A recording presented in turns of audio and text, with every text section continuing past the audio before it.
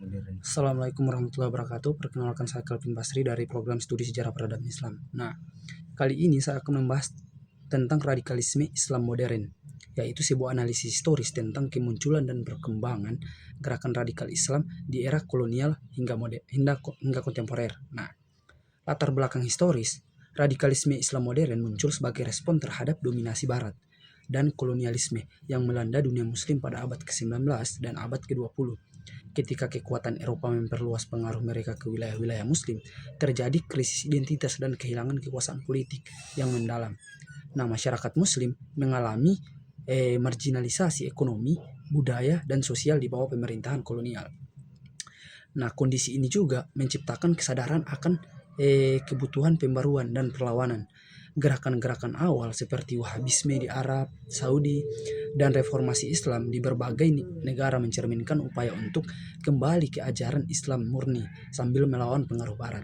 Nah, pendidikan modern dan penyebaran ide-ide melalui media cetak mempercepat mobilisasi massa Muslim terhadap ketidakadilan kolonial. Nah, adapun faktor-faktor kemunculannya, yaitu ada imperialisme Barat.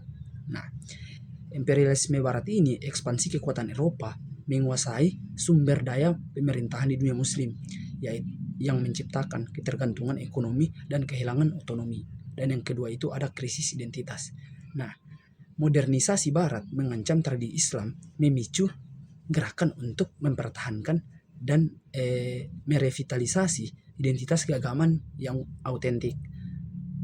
Dan yang ketiga itu ada ketidakadilan sosial. Nah, ketidakadilan sosial ini yaitu kemiskinan, pengangguran, dan diskriminasi menciptakan frustasi sosial yang menjadi bahan bakar mobilisasi gerakan radikal ini.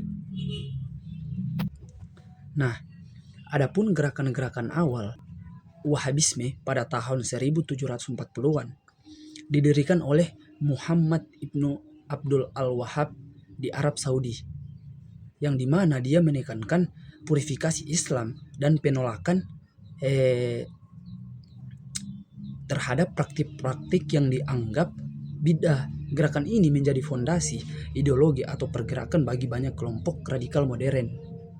Nah, reformasi Islam, tokoh-tokoh seperti Jamal al-Din Al-Ghazali dan Muhammad Abdul mempromosikan pembaruan Islam ini melalui pendidikan dan reinterpretasi ajaran agama untuk menghadapi tantangan modernitas. Nah, adapun perkembangan di era kolonial itu pada awal tahun 90-an, yang dimana organisasi seperti Ikhwan al-Muslimun, yaitu persaudaraan Muslim, terbentuk dengan fokus pada pendidikan dan dakwah untuk memperkuat komunitas Muslim. Dan yang kedua itu pertengahan itu pada tahun 1900-an, yang dimana gerakan kemerdekaan nasional mengintegrasikan nilai-nilai Islam dengan perjuangan anti kolonial yang menciptakan sinergi antara nasionalisme dan agama. Dan yang ketiga itu pasca kemerdekaan. Nah, kekecewaan terhadap sistem pemerintahan sekuler mendorong radikalisasi dengan kelompok-kelompok menuntut penerapan syariah dan negara Islam. Adapun ideologi dan doktrin radikal, yaitu radikalisme Islam modern dibangun atas interpretasi literal terhadap teks-teks keagamaan, yang dimana itu menolak kompromi dengan nilai-nilai Barat dan sistem sekuler. Ideologi ini menekankan pemisahan tajam antara dunia Muslim, Dar al-Islam, dan dunia non-Muslim, yaitu Dar al-Harb, yang menciptakan dikotomi yang membenarkan konfrontasi. Nah, konsep jihad ditafsirkan secara luas, tidak hanya sebagai perjuangan spiritual, tetapi juga sebagai perang fisik melawan musuh-musuh Islam. Nah, gerakan-gerakan ini menggunakan propaganda, pendidikan agama intensif, dan jaringan sosial untuk merekrut anggota dan menyebarkan ideologi mereka kepada generasi muda yang mencari identitas dan tujuan.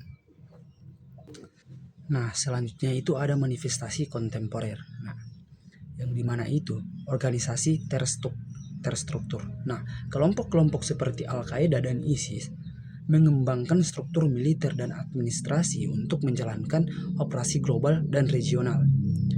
Nah, dan selanjutnya itu ada penggunaan teknologi. Media sosial dan internet menjadi alat utama untuk rekrutmen, propaganda, dan koordinasi operasi di berbagai negara secara simultan. Dan yang terakhir itu ada teroris transnasional. Nah, serangan-serangan terkoordinasi melampaui batas negara menciptakan jaringan global yang sulit dilacak dan dikendalikan oleh otoritas nasional.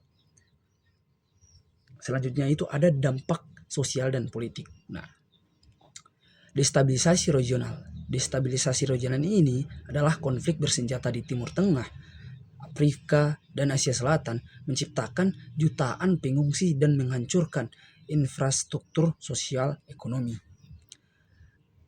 Dan selanjutnya itu ada polarisasi masyarakat. Nah, polarisasi masyarakat ini, radikalisme menciptakan perpecahan dalam komunitas muslim sendiri antara kelompok tradisional, modernis, dan ekstrim yang paling bertentangan. Dan ada juga poin selanjutnya itu respon dan kontra gerakan. Nah, inisiatif keagamaan. Inisiatif keagamaan ini yaitu ulama dan pemimpin muslim moderat mempromosikan interpretasi Islam yang inklusif, menekankan perdamaian dan keeksistensian dengan peradaban lain. Nah, selanjutnya itu ada propaganda deradikalisasi. Nah, pemerintah dan organisasi internasional mengembangkan program pendidikan, ekonomi, dan psikologis untuk mencegah radikalisasi generasi muda.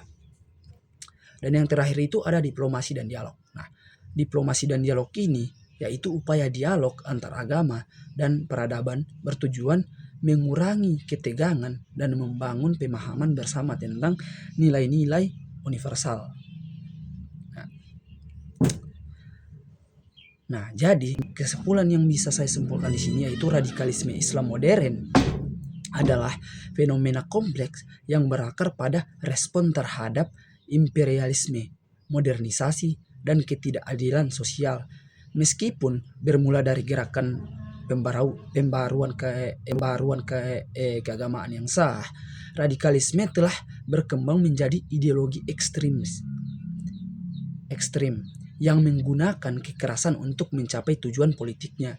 Nah, mengatasi radikalisme yaitu memerlukan pendekatan multimediasional yang dimana memperkuat pendidikan Islam moderat, mengatasi akar penyebab sosial ekonomi, mempromosikan inklusif dan keadilan, serta memperkuat dialog antar komunitas. Nah, pemahaman mendalam tentang sejarah dan konteks kemunculannya adalah kunci untuk mengembangkan strategi pencegahan dan deradikalisasi yang efektif di masa depan.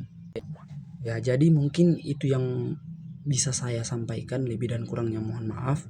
Wabillahi taufik wal hidayah. Wassalamualaikum warahmatullahi wabarakatuh.